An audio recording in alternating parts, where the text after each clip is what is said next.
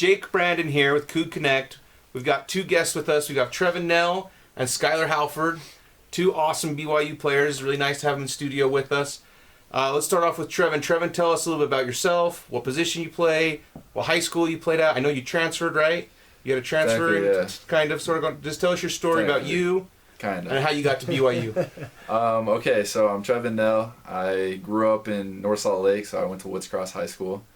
And then, like Jake just said, I originally committed to Cal. So committed to Cal, and right before I left on my mission, the head coach left, so I was able to get out of my national letter of intent. Yeah.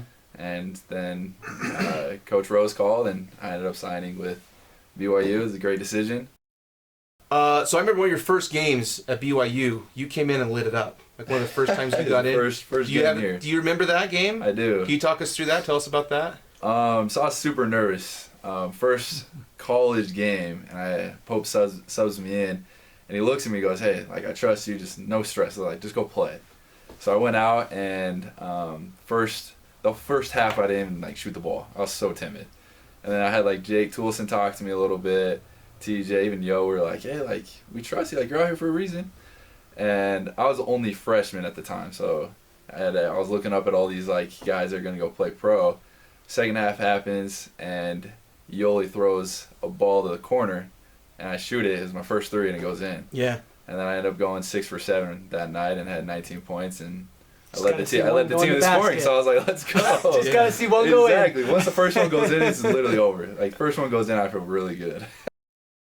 So Trevin, talk us through this year. Like this, I feel like this year has been a roller coaster.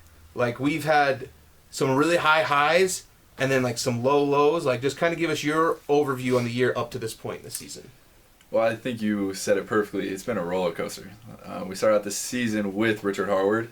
First game in, he's down. Like, Not even game in. Blue and yeah, white. it was like yeah, exactly. It wasn't even a game. Holy cow. And it was weird. Like when watching from home, right? I was with the Deacons that night, and I don't remember what we were doing, but we had the game on. Whatever we were supposed to be doing, we were really watching the game. And the way he went down, it was like weird and kind of scary. It was scary. At home, yeah. Like talk to us about that. Well, I was in the game, and I just like looked at him. I was like, "You okay?" And he's like, "No, I can't. Like, I can't breathe. My heart's like beating really fast." And then all of a sudden, he just fell, and it was just really scary for us because he's like in practice, he's been hurt or like he's fallen super weird, but he's always gone up really quick. Yeah, he's a tough dude. Yeah, he's super tough. Yeah. So to see him go down and like stay down is super scary. You know something's wrong. Yeah. And so I'm just happy that right now he's doing good. He's super happy, and so everything's going well with him lately. And then we go on through the season. We still have Gavin back, so we're playing super well. Yeah. We beat Oregon by like 40. Yeah. And then the next game, San Diego State, Oregon, like there were some big wins early. Even the Utah State win. Like, and we were playing at a different pace, a different level. Like we were playing super well together, and we're just kind of like everything was kind of meshing well. Yeah. And then UVU happens, and Gavin goes down. And the way he was holding his knee, and the way he didn't even say anything, and he was just like in shock. So we knew something was up. Yeah. And then that just kind of hurt us even more because like you have to focus on the game, but then you realize that this kid has worked so hard to get back. Yeah. 2 years he's gone through injuries, and then another year, like he's out for a whole nother year. I could not imagine going through that. And that would be tough. So hard. And so we were able to bounce back, and then we've been just fighting injuries and just different starting lineups and just trying to be able to play well together and find the right, tune. And so right now we've been having to grind out a couple victories last two little grinders, but it's got March Madness feel to him. Like, it really does. Like it's a March Madness game right now. Yeah. And so that's what even Pope said. He's like, guys, like it's not do or die right now, but you guys gotta start thinking that way. If you want to make the March Madness, every game has to be that type of feel. Yeah. And so that's why today we had a really long practice, and we're just trying to prepare for St. Mary's and their physicality. And it's every single game's like you can't scheme anymore. Like me and Skyler were talking, you can't scheme anymore. Yeah. And so it's just going to come down to who wants it more and who. So talk to us about this. You're down 17 at LMU, right? We're down 17 at LMU. Yeah. Talk to us about that. What's talking in the timeouts? That was all this. wild. That was. And you had a clutch 3 in the middle of that comeback on that. And then Spencer, I think, went right after you. We both hit. It was 2 clutch ones. So tell us about the whole experience. Well, it started off with they have this guard, and our whole scout was let him shoot it. Like, just don't let him get to the rim. He's really athletic, and he opens the game out with a step back 3. Don't you love that? And we're like, I was like, where is this coming from? Yeah. Next play down, goes in between the legs, another step back 3. And this is nothing but net. Like, he looks legit, a legit shooter.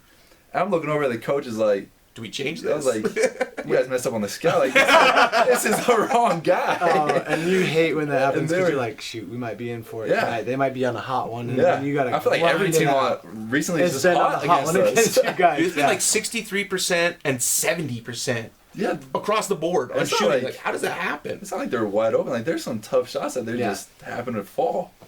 But we ended up going down, I think, 12 going into halftime. And they ended up with a dunk to go into halftime. Like, they were feeling really good. Yeah, and their locker room, I don't know if it was the same, is like so close to ours. So we hear all them like chanting, like getting it going. I'm just like Pope comes in all super mad, and like, he hears them, so makes him even more mad. And our whole mindset was like, we got to tighten up our defensive end and just win a possession at a time. Yeah. So I feel like when you're down that much, you can't think about that number. Yeah. And so get a few kills. Yeah, exactly. Get a couple 3 stops in a row as a kill. So get a kill and then build on that kill. Get another kill. Get a triple kill. And so we started coming back, and then it became a game. It was like we were up 5, we were up 6, and then all of a sudden, number 20, the kid comes back and hits another 3. I was like, what is going on right now? Wait a minute.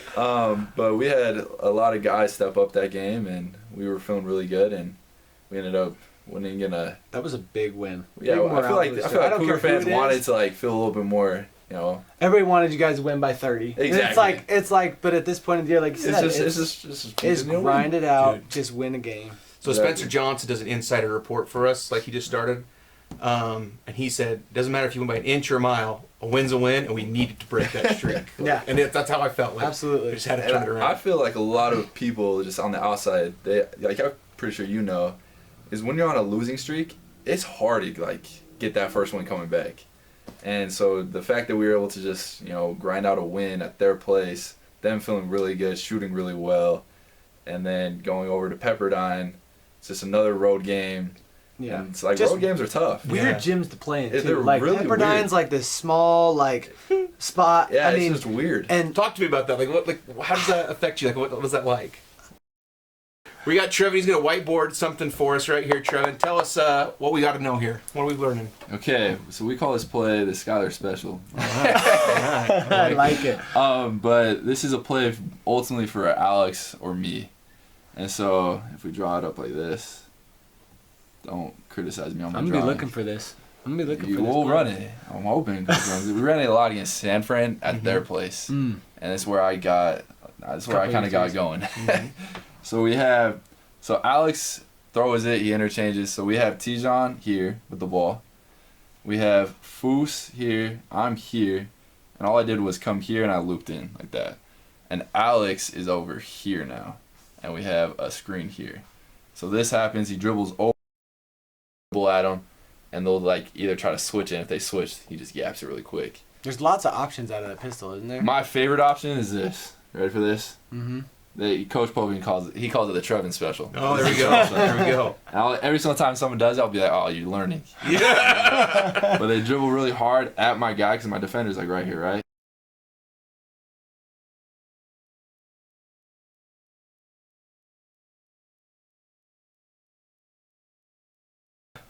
Would you rather go back in time, Oh. 10 years knowing what you know now, or have $10 million right away?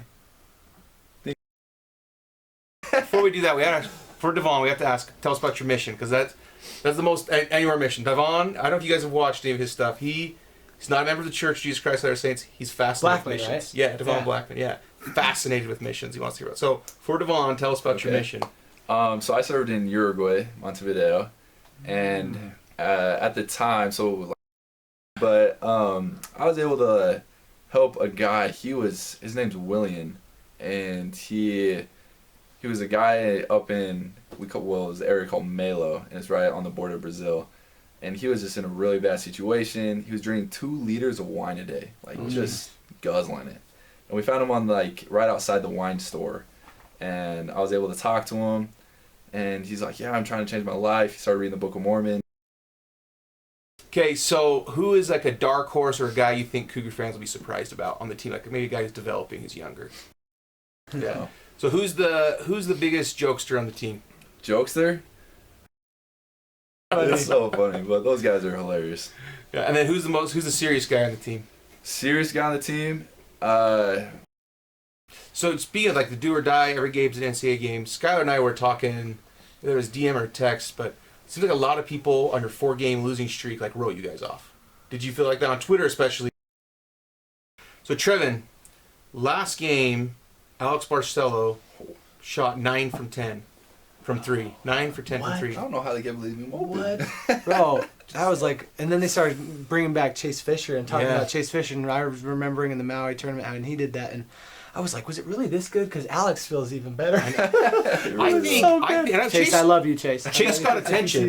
Chase got attention, but I feel like, especially in WCC where they play it a little bit more grinded out on defense, he is hammered. He is hounded. I haven't seen anyone get harassed as much as him since Tyler Haws. Remember Tyler Haws? He would just take a beating, and I feel like Barcelo's the same way. Yeah. I don't know. So talk to us about that though. You're in the game. Your teammate is just unstoppable. So appreciate you guys. Thanks, Jake. Jake, appreciate you. Yeah.